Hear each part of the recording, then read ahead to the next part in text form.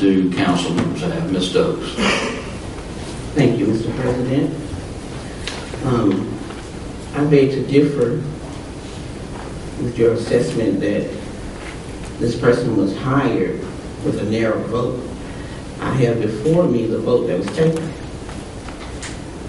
President Munson called for a final vote on the order. The yeas were Barrett, Simone, Blunson, Lumumba, and Stokes. Abstaining were Tillman and Yarborough. The only nay that was expressed was by you, Whitwell. Now, for us to sit here today with all of this hearsay about what has not been accepted by the United States Department of Justice with nothing in writing, no proof, is absurd. Now, if it is true that there's a problem with the Justice Department, that can surely be verified. Let's verify there's a problem. Now, according to a member of the Board of Supervisors that I know personally, there is no knowledge that the Board of Supervisors has found out that there's a problem with the Department of Justice. Let's move forward.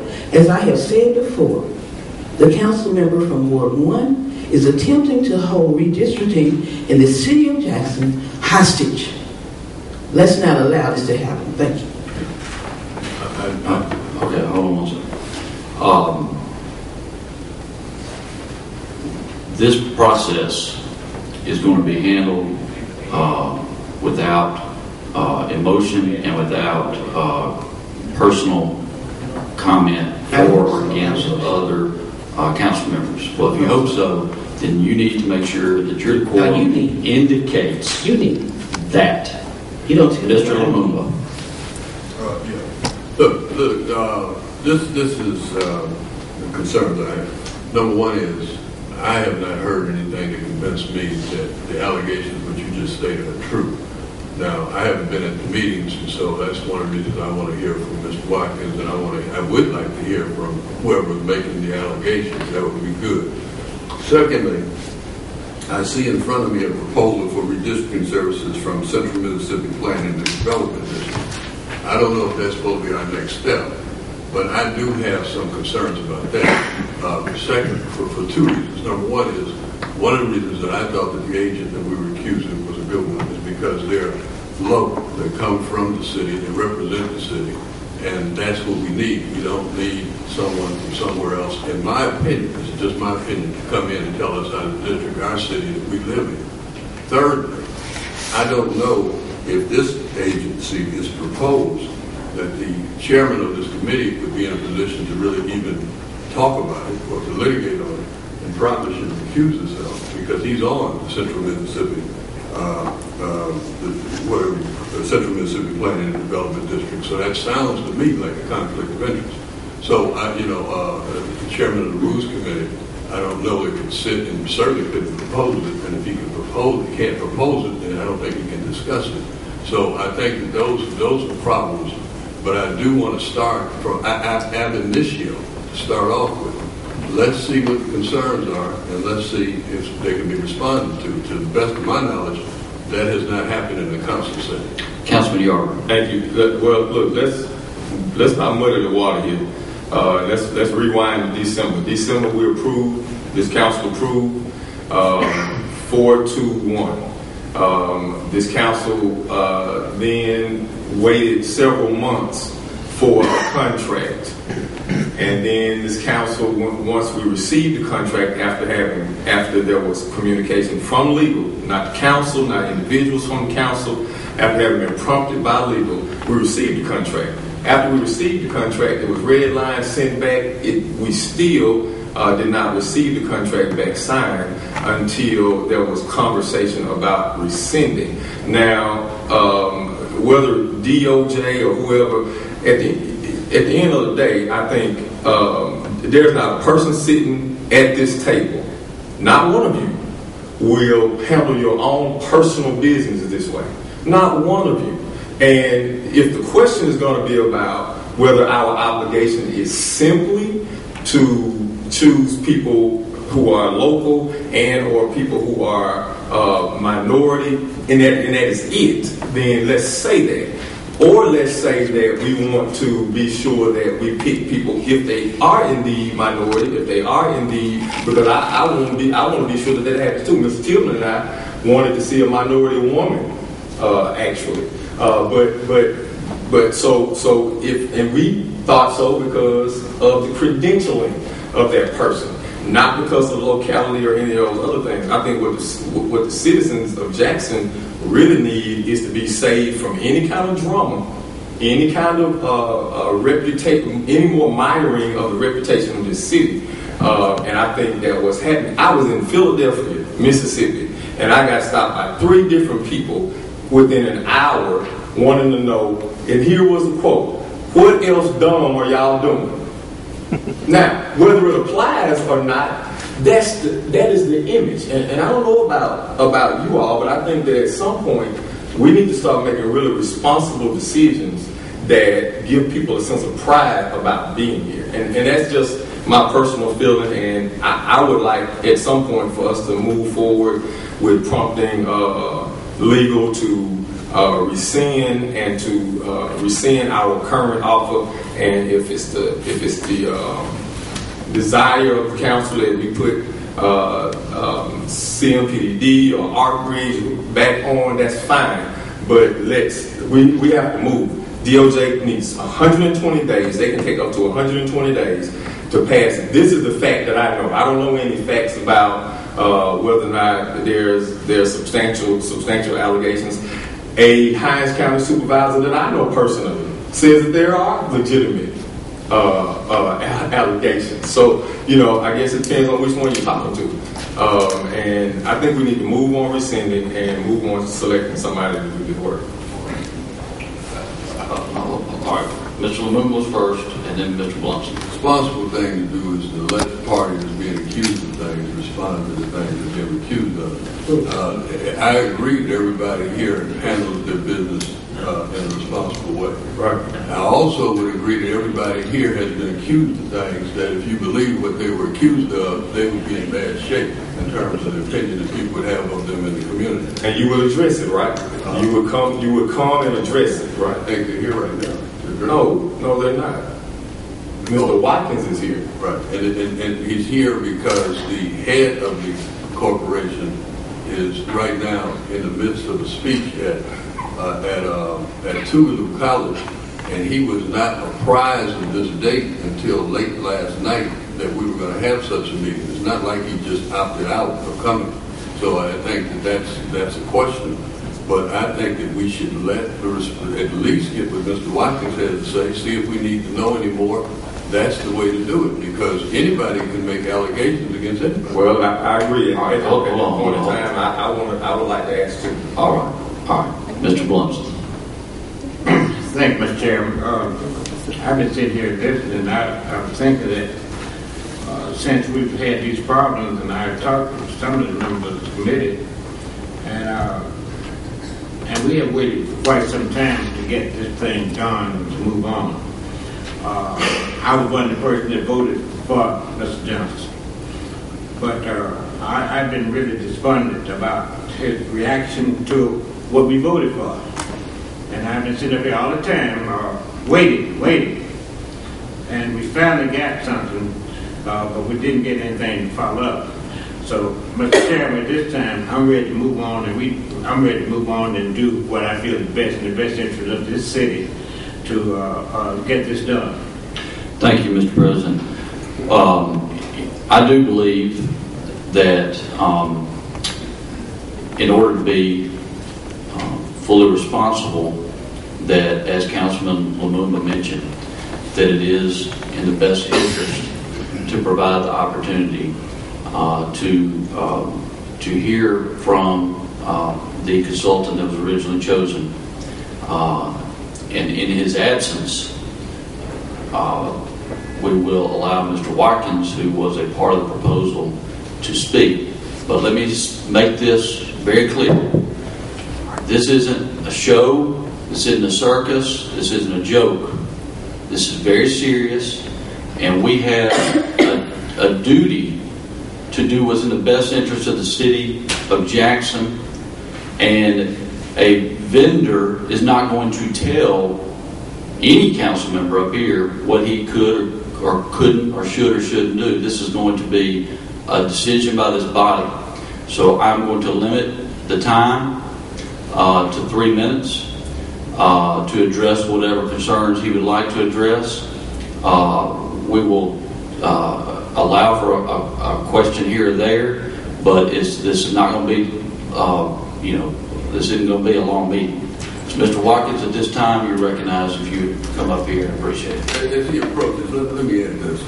I don't quite understand these pre-stipulations that you're putting on Mr. Watkins' presentation. Absolutely. I mean, you don't do it for other people. We've had all kinds of presentations and discussion items where other people come up here and talk about everything up to $89 million for a hotel, or $90 million for a new water meter system. Okay, Mr. Lumumba, you hadn't been recognized. You have not been recognized. Oh, you didn't recognize me? I don't think I did, did I? I think you did. Oh, okay. Well, never mind. Maybe I did. All right, I'll recognize you now. How about that? But don't try to chill the speaker, because if you want to get a circus, that's what will provoke one. Now, I think that Mr. Watkins is totally capable. I've been knowing him for a long time, so long as I've been knowing you.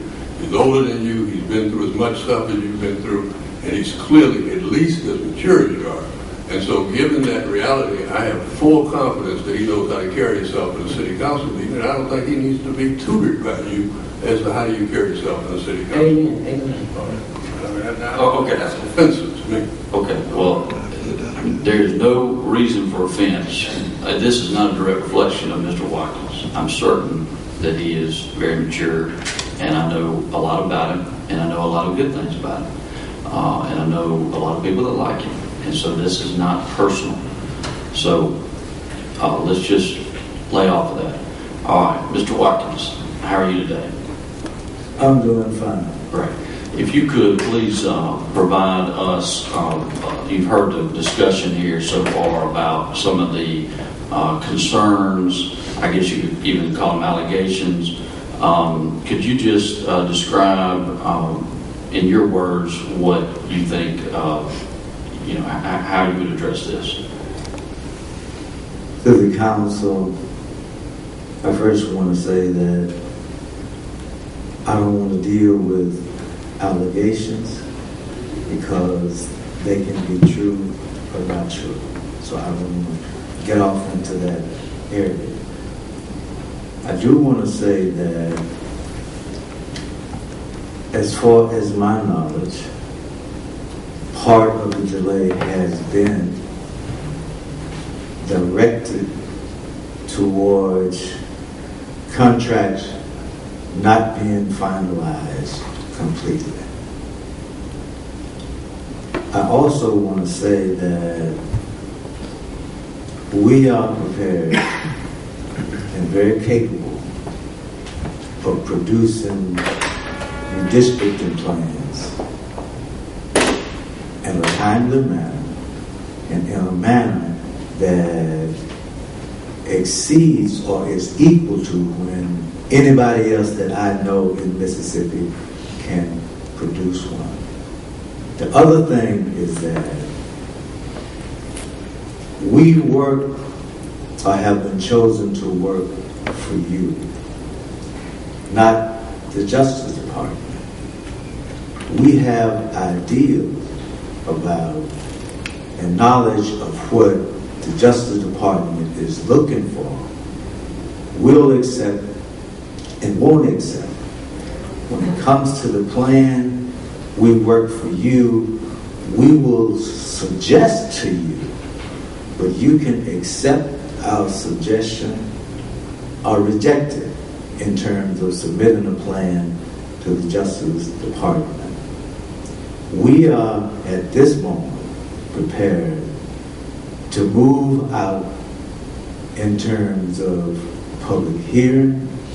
We are at this moment prepared to meet with members of the council because we, before presenting anything before the public, we want to have your ideas what you think, what you are looking for from us, and we will put that in the form of the plan. Can I ask you? Yes, sir. My understanding is that one of the first steps you have to do is get what they call pre-clearance with Justice Department. Are you prepared, and is your company prepared to get that status, whatever they call it, pre-clearance with Justice on the front end? Or could you address that? Well, to get pre-clearance on the front end, if you do it that way, that nullifies the council having input. It nullifies the community having input. We can draw a map, and that map can be submitted to the Justice Department, and I feel that that map would be pretty clear.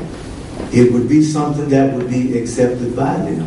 But if you submit a map up front, then what is the use of having council people to have their input?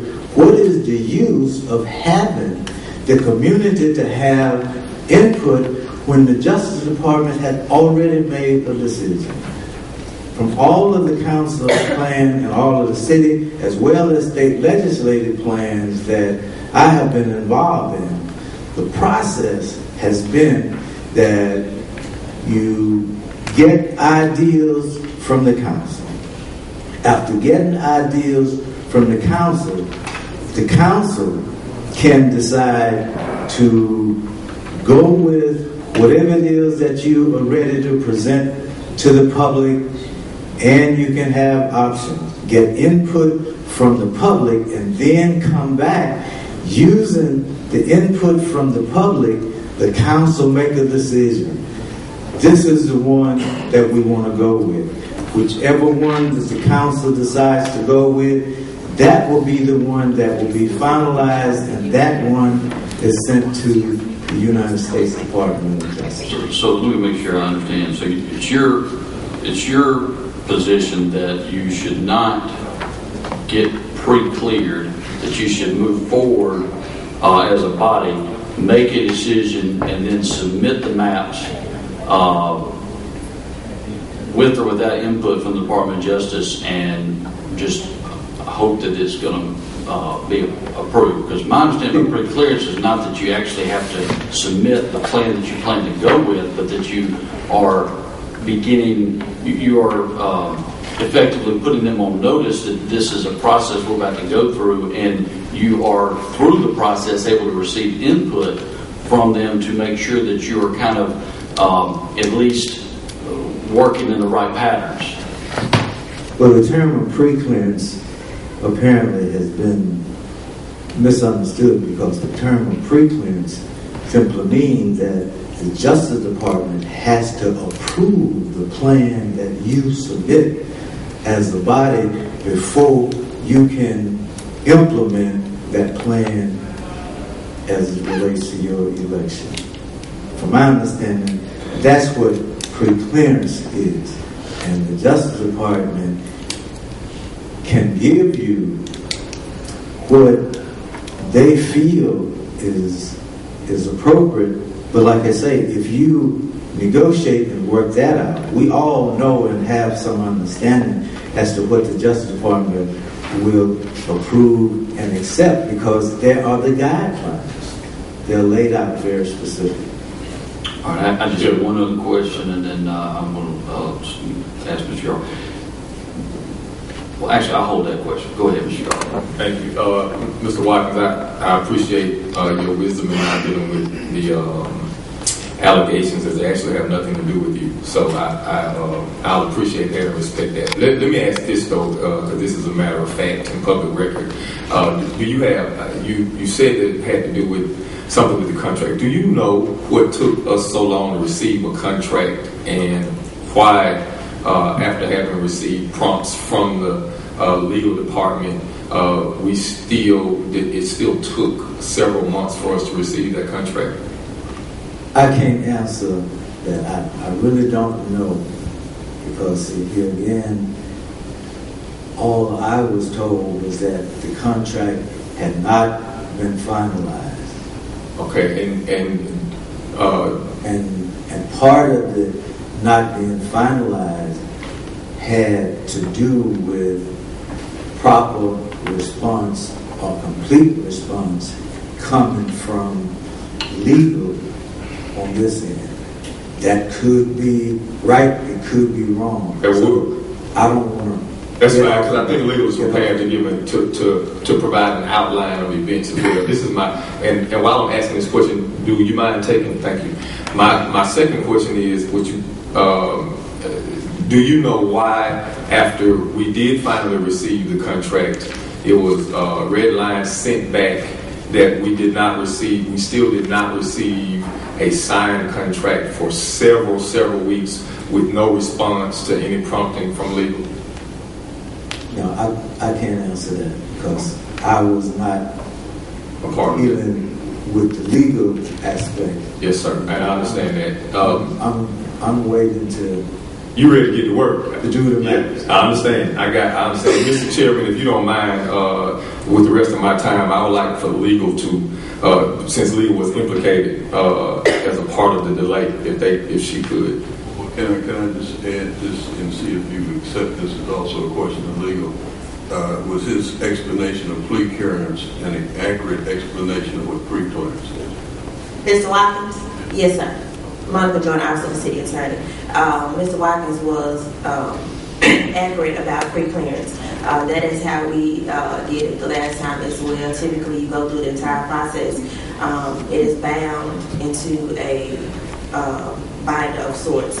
The plans, the recordings, transcripts, public hearing, rosters, etc. You submit all information bound to the Department of Justice for pre-clearance, and that's typically at the end of the process. All right, thank you. And then to address his question. Okay, with regard to the contracts, the council selected DL Consultants in December of 2011. We had a Rules Committee meeting in February of 2012, at which time the committee members had a chance to have discussions with Mr. Johnson about redistricting. At that time, the contract was mentioned, and I stated on the record that we were waiting. Typically, the vendors submit the contracts to the legal department. We review them and submit it back to them, and then we go through the process of getting it executed by the mayor. At that time, Mr. Johnson said that he would submit the contract to me. As of March, we had not received the contract. The policy analyst submitted his number to me, and I believe she also contacted him, and I contacted him in attempting to get a contract. We did get a contract toward the end of March. I believe it was March 23rd via email. I reviewed the contract. I turned it around with the red line version and the clean version. And in that email, I asked him to review, and if he was in agreement with all terms included therein, to go ahead and execute 4 original copies submitted to my office, and I would make sure that it was processed. And we did not receive that until late April 24th, after 2 o'clock. It was signed in by our office after 2 o'clock on April 24th. Question, Mr. Tillman. How much time in between? A week or 2 weeks? From the time that it was resubmitted to the red line version. If I'm correct, the red line version was submitted at the beginning of April. I believe it was around April 3rd, and I received it back April 24th. Stokes. Has the contract been finalized, or all the issues dealing with the contract been done now? Yes, ma'am. What was resubmitted back to me was the version that I submitted to him. So I took that as him being in agreement with all the terms that were included therein. We received it in our office on April 24th. Mr. Watkins, based on that statement by legal, are you prepared to go to work to draw the maps, to do what needs to be done so that the city of Jackson can complete redistricting? We are prepared to do that. And what we would like to do is immediately get input from council members.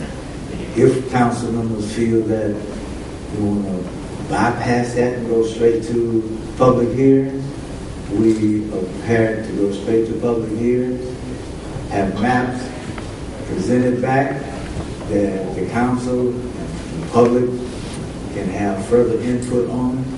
If there is a goal, then we're prepared to work with legal and get that ready to go to justice. If there's some tweaking that needs to be done, prepared to do that tweaking, bring it back to city council to make its final vote, and then we work with legal to send it to justice department. We are prepared to move on that. I have a question for legal. Presupposing that there could potentially be problems, okay? Because my whole thing, I don't care what anybody says up here about me. I'm vendor neutral. What I care about is making sure that the process is fair and that it's accepted, and so that we can move forward with the new line next year. Presupposing we have council input right away, set up public hearings, get some maps that we propose. Is legal counsel of this city prepared to make sure that Justice Department is appropriately reached out to, that our maps are appropriately submitted, etc.? Or is that something that that outside counsel could potentially do, or is that something that we solely have to rely upon our vendor for? Monica Jordan, Office of the City Attorney. In the request for proposals that were issued for this particular project by the council, those particular responsibilities and duties were dictated to the consultant. Now, the Office of the City Attorney is required, we have a duty to ensure that our clients are well represented and that everything is done in a legal manner. Now, as far as, making sure maps are submitted, making sure appropriate documents are submitted, at the end of the day, that is the responsibility of the consultant. We come in at the very end and make sure that everything is compiled, and we work with them in submitting it to the Department of Justice. So you do work with them and submit it to the Department of Justice, so there's not going to be an issue of us finding out 3 or 4 months down the road that maps that we thought were submitted weren't, because y'all are going to work with the consultant to make sure that it's accomplished. Is that what I'm hearing? That is part of our duty to ensure that these things are done. The bigger question that I think that you're asking is, and I want to make sure that it's understood that this is separate. Our office does not interact with the consultant in the redistricting process along the way. We come in at the very end and make sure it's compiled, literally put together and submitted to the Department of Justice. We don't have the knowledge and know-how of what is to be included on those maps, what is to be included on the documentation for public hearings, what is to be included in any other documents that must be submitted. Exactly. That's upon the consultant. And I agree with that, and that's why I appreciate you stating that on the record, because that's why I was asking about the potential for outside legal counsel if and when those situations arise. Thank you. Mr. Blunson. On the contract, did the mayor sign off on the contract? I'm not sure. Our office has processed the contract and submitted to the administration for review. So you don't know if he signed off or not? No, sir, I don't know. All right. Based on what I've heard today, I believe that we have a little dissension in this body. And I don't want dissension, because this is a matter that is very important to the city of Jackson. I'm going to push aside all emotions and statements that have been made toward me and things that have been said about me as opposed to my motivation. And I'm going to say this. as chairman of the Rules Committee, I expect to have a very good working relationship with the vendor. And Mr. Watkins, I know you to be an honorable man.